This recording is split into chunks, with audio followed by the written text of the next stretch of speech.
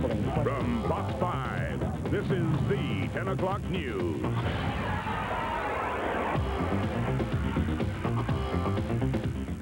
Good evening. It was like lightning. American warplanes struck with precision and without warning. Just about 6 hours ago, U.S. forces launched Tomahawk missiles against an Iraqi intelligence site in Baghdad. President Clinton ordered the strike after there was what he called compelling evidence Saddam was behind a plot to kill former President Bush. Mr. Bush visited Kuwait in April to accept an honor for his role in leading coalition forces in the Gulf War. President Clinton's message to Saddam: "You will not go unpunished." We have team coverage of the military strike as well as local reaction. We begin with Fox News reporter Chip Reed, who is standing by at the White House. Chip? The Joint Chiefs Chairman Colin Powell says 23 of the missiles were launched from 2 ships in the Persian Gulf and the Red Sea. Early indications are all missiles hit the target. In his address to the nation, the president said the attack was taken to reinforce an old American slogan: "Don't tread on us." I ordered our forces to launch a cruise missile attack on the Iraqi Intelligence Service's principal command and control facility in Baghdad. Those missiles were launched this afternoon at 4:22 Eastern Daylight Time. They landed approximately an hour ago. The president said the missile attack from U.S. Navy ships on Iraqi intelligence headquarters was in retaliation for an assassination attempt against former President Bush in April in Kuwait. The Iraqi attack against President Bush was an attack against our country and against all Americans. We could not and have not let such action against our nation go unanswered. From the first days of our revolution, America's security has depended on the clarity of this message: don't tread on us. The former president was in Kuwait to receive an award for his role in defeating Iraq in the Gulf War. President Clinton said an investigation by the CIA and the Justice Department confirmed that more than a dozen operatives under the orders of the Iraqi Intelligence Service planned to use a car bomb to kill Mr. Bush, who was traveling with his wife, Barbara. The conspirators are now on trial in Kuwait. The White House forewarned of the possibility of an attack last month when then Communications Director George Stephanopoulos issued a statement on reports that Iraq had tried to assassinate Mr. Bush. Quote, "If we determine Iraq was involved in state-sponsored terrorism, the U.S. will take appropriate action against Iraq." In his speech tonight from the Oval Office, the president made clear that if Iraq continues to behave as an international outlaw, there will be more punishment in store. If Saddam and his regime contemplate further illegal, provocative actions, they can be certain of our response. In a later briefing at the Pentagon, Secretary of Defense Les Aspin made clear that although the attack was not aimed physically at Saddam Hussein, he was, in a sense, the target. I think what we're looking for here is an attempt to send a signal to the people who are closest to Saddam Hussein that following this man is not good for your health. We designed the attack in a way that it would be proportionate to the attempt on President Bush's life. Again, early indications from the Pentagon are that the attack was a success. The Iraqi intelligence headquarters appears to have been largely destroyed. Here at the White House, the hope is that this is the last they'll hear from Saddam Hussein for some time to come. But of course, given his track record, that can only be a hope. Reporting live from the White House, Chip Reed, Fox News. Okay, thank you very much, Chip. President Clinton consulted with national security officials and with congressional leaders before ordering the military strike. George Smith is live in Lynbrook, Long Island, with reaction to the bombing from New York's junior senator. George? We caught up with Senator Alphonse D'Amato out here on Long Island. He was enjoying the movie Sleepless in Seattle. We're sorry for the inconvenience. We thank you for joining us tonight. Thank you, George. What is your initial reaction to the president's decision? I support it entirely. I think most Americans, all Americans, will join in supporting him. He's done the right thing. He took the time out to verify the facts that Saddam Hussein was behind this, that the Iraqis at the highest level attempted to bring about this assassination of a former president. You just cannot permit this to happen. This was a new kind of warfare. And so this was very appropriate, very measured, and I think all Americans should support him. He's the commander-in-chief. Put aside any other differences because terrorism is going to continue to rear its ugly head in this country. World Trade Center, the attempted bombing of the tunnels. These are the kinds of things that some of these third world nations and others like the Iranians and the Iraqis will attempt to foster. So I think this is a very important blow for freedom and against terrorism. What about the timing? Why now? Well, because it did take some time to verify and ascertain with definiteness that this was an act not by just some independent operators, but really was countenance and really did have the support of the Iraqi government. So I think the president did the right thing in gaining those facts.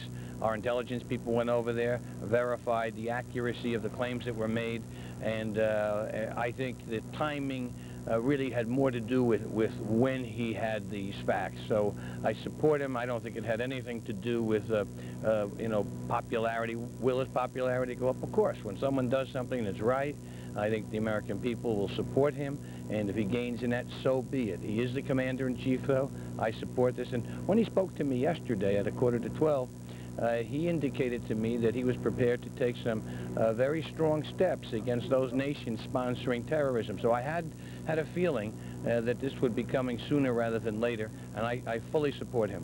What do you think about what's the next step? It's in many ways, Saddam Hussein is the man who won't go away. What will we need to do next? Well, again, we want to be measured in this. We're not looking for an all-out war. That's not what we're about. And it may be necessary to hit another target or to complete the job. I'm going to leave that to the president. I don't think we should be second-guessing. He gets the information, the intelligence is good, and I believe that he's headed in the right direction. We've got to let the Iranians know if they pull this thing, these kinds of things, and if we trace back some of these attacks here, these terrorist attacks to the Iranians, well, then we're going to have to punish them accordingly. You simply cannot allow terrorists who would hold us hostage by this kind of activity to get away with it. Final thought, is it necessary to go after Saddam himself? Again, I don't know how appropriate that may be, how practical it is. I certainly wouldn't want to do it at a great risk to manpower and to the pilots who have to go in there. But that's something we best let the generals and the intelligence community determine when and if it's appropriate. I certainly, it wouldn't bother me to go after him. I think he is a war criminal in the truest sense. Okay, Senator D'Amato, thank you very much for joining us. Good to be with you. Lynn, let's go back to you right now. Okay, thank you very much, George. Well, we talked to some New Yorkers about the president's decision to bomb Baghdad. There are troublemakers, and troublemakers should be eliminated. I'm not happy about it. It's not anything that I wish to see Americans involved in any longer. It's unfortunate that it couldn't have been stopped when we first tried to stop it. But it is necessary to stop people like Saddam Hussein. Very frightening. Very, very frightening. I think Mr. Clinton's looking for another excuse. Was it in retaliation for the attempt on Bush's life? Yes. Maybe he could find a more current reason. I mean, it seems like every time we run into trouble and we need an improvement in popularity, they look for another reason to bomb Iraq. One person had nothing to say about the attack. Former President Bush, who apparently was the target of the assassination plot, reached at home in Kennebunkport. Mr. Bush had no comment for the Associated Press. Authorities are looking to the Middle East for clues in the foiled plot to blow up buildings and tunnels all across the city. More arrests are said to be imminent, and there are more details coming out about the man who reportedly saved New York from being a target for terror. Right now, the FBI is said to be hiding him for his own safety, but some say the man is no angel. Dave Monsees reports. Several published reports identify him as Imad Salem, one-time Egyptian army officer, then occasional interpreter for militant Sheikh Omar Abdel Rahman. Now, the FBI's informant on the 8 members of that self-styled Armageddon squad that allegedly planned to blow up or blow away everything from the UN to a U.S. senator. But the lawyer for many of those 8 says Salem was on the take from his FBI handlers from the time he gained the confidence of the Muslim fanatics, and that taking out the Lincoln and Holland tunnels, the UN, and the FBI's New York headquarters did not spring from the brains of the Armageddon squad. Instead, it was allegedly Salem and the FBI itself. And he struck a deal with them, and I understand the price was $250,000. And the deal was essentially that he would try to incriminate some other Muslim people into a grand conspiracy. 5 of the 8 arrested as they literally stirred their explosive brew a la Macbeth are Sudanese. The Sudan, a country long reputed to harbor terrorists. But now that country's foreign minister is categorically denying that the Sudanese mission to the UN ever doubled as a spy or terrorist nest. I would like to clearly that our diplomats has nothing to do with this. The government has nothing to do with this. The case so smacks of terrorism taken to an extreme, it makes the World Trade Center pale by comparison. Attorney Kunstler suspects a ploy on the part of the FBI, that informant Imad Salem was really running a kind of sting, a botched mass bombing on the heels of the World Trade, making it virtually impossible to find an unbiased jury in either case out of fear of religious fanaticism. The FBI won't comment. Dave Monsees, Fox News. Imad Salem was helping the feds on the inside, but he also seemed to be one of the more outspoken supporters of those arrested in the World Trade Center bombing. In fact, our Penny Crone spoke with him back in March at the arraignment of Mahmoud Abu Halima. At that time, Salem complained that he was being branded a bomber for being a supporter. Well, an estimated 25,000 people showed up to party at the Greek Fest at Jones Beach, and Nassau County Police were out in force, prepared for trouble. Although Greek Fest is an informal get-together of college sororities and fraternities, in recent years it's become increasingly dangerous. 7 people were arrested during today's fest, 3 for disorderly conduct, 2 for harassment, 1 for assault, and 1 for firing a gun into the air. Still ahead on the 10 o'clock news, we'll have more on the U.S. bombing of Iraq's intelligence center, plus an opera lover's dream, Luciano Pavarotti, Under the Stars. Thousands turned out for 2 very local demonstrations for gay and lesbian rights. And Stuart Klein reviews the Broadway revival. Luciano Pavarotti sang O Solo Mio and other favorites, and the crowd was not disappointed. Jeff Weiser is in Central Park right now. Jeff, how was the concert? Lynn, this has been a spectacular concert, and unfortunately, it just wrapped up just a couple of minutes ago. Everybody is filing out of here. Hundreds of thousands of people were here in Central Park enjoying the New York Philharmonic and opera star Luciano Pavarotti. It has been a night to remember for opera and music lovers alike.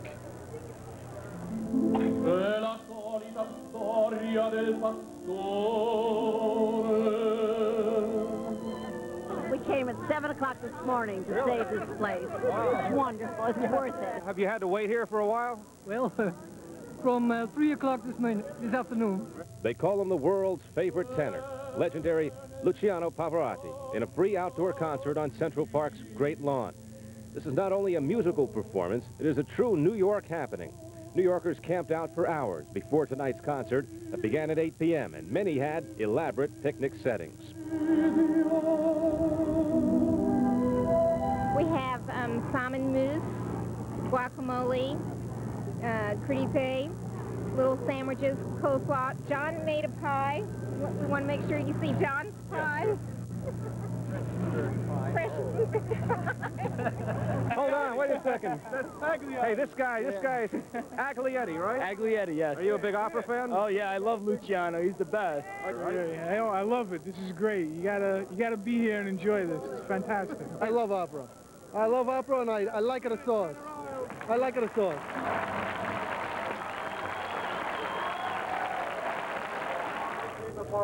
Nice gig for those police officers.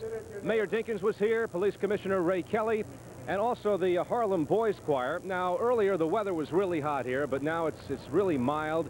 It's a beautiful night as all the people file out. Now, in 1986, for a July 4th concert, there were 800,000 people here on the Great Lawn. I don't know if there were that many people here tonight, but there were certainly hundreds of thousands of people here enjoying opera in Central Park. Reporting live from the Great Lawn, this is Jeff Weiser, Fox News. Lynn, back to you. Okay, thank you very much, Jeff. Well, thousands of women marched to Manhattan to celebrate Gay Pride Weekend. The group called the Lesbian Avengers made sure everyone knew it. The Avengers say they want to take their passion out of the bedrooms into the streets, and they brought their beds into the streets to prove it. The rally ended up at Union Square Park. That's where the Heritage of Pride was holding its annual lesbian and gay rally, festival, and dance. Organizers estimate that over 20,000 people participated in today's events. The head of Northwest Airlines is giving his employees a tough ultimatum. Take $800 million worth of contract concessions, or the airline will file for bankruptcy protection. In exchange for concessions, employees would get about 1/3 of the airline's common stock. If Northwest declares bankruptcy, 10% of its employees could find themselves out of work. Well, the axe continues to fall in Washington, where the U.S. Base Closing Commission is making its recommendations to President Clinton and the Congress.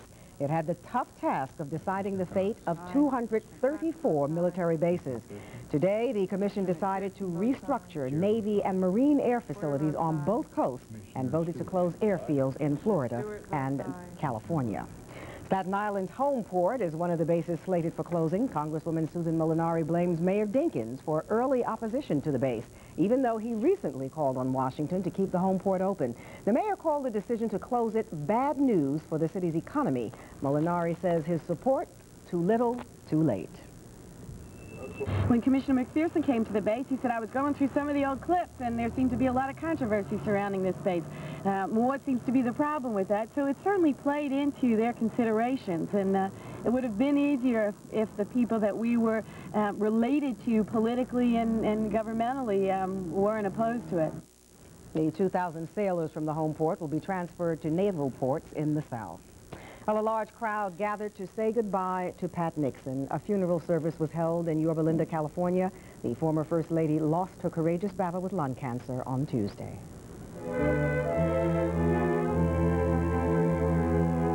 Former President Richard Nixon was visibly grief-stricken as he mourned the death of his First Lady, Patricia Ryan Nixon. Over 300 people attended the service, among them 2 former presidents, Ronald Reagan and Gerald Ford. Senator Bob Dole remembers Pat Nixon for her down-to-earth charm. As First Lady, Pat Nixon was a patron of American culture who never patronized her countrymen. In all the years I knew her, I never knew her to say anything unkind about anyone else, but I've never heard people say anything unkind about her. Pat Nixon was the most widely traveled First Lady, visiting over 80 different countries. She was a very private person who stood by the former president even in his darkest days of Watergate and his resignation. Mrs. Nixon was 81 when she died on Tuesday, one day after celebrating her 53rd wedding anniversary. She will be buried on the grounds of the Nixon Library.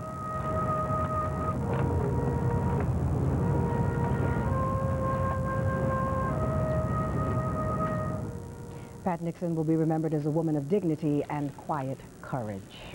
Protesters in Times Square demanded an end to what they call a rising backlash against immigrants. The demonstrators say the recent spotlight on immigrants and the case of the Golden Venture has led to intolerance towards Asians.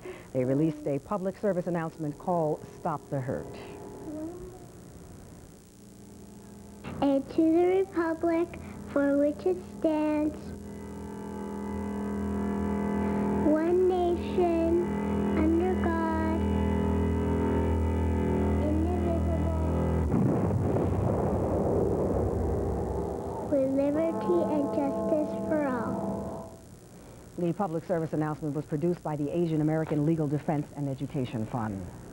6 members of an Asian crime gang are under arrest tonight, this after a surprising discovery on the streets of Sheepshead Bay, Brooklyn. George Smith has the story. This is Sung Young Hwang, the suspected leader of the Fook Ching gang, a Chinese gang accused of imprisoning 9 illegal aliens in Brooklyn. 2 of the gang members are also accused of raping and imprisoning a 21-year-old woman from China who just came to this country 3 weeks ago. Investigators say the suspected gang members approached the woman near the immigration area at Kennedy Airport and offered her help. Instead of giving her help, they took her into custody and removed her to one of their houses. After kidnapping her, police charged 2 of the gang members raped her. Police say the rape victim was held here at this Brooklyn house for a week. About 8:30 yesterday morning, she managed a dramatic escape by climbing out of this window and fleeing when her captors fell asleep. But when police got to the neighborhood, the suspects were gone. Detectives later found several suspects at this house about a block away. Neighbors say the suspected gang members were very secretive. It just seemed like quiet people with strange habits, but that was about it. Investigators say the female victim paid smugglers to get her into the United States, but then the Fook Ching gang allegedly intervened. She arrived with the understanding that she would pay her smugglers $30,000, and by the Fuchin gang taking her into custody, that would have added another $15,000 to the cost of coming into this country had they been successful in extorting that money.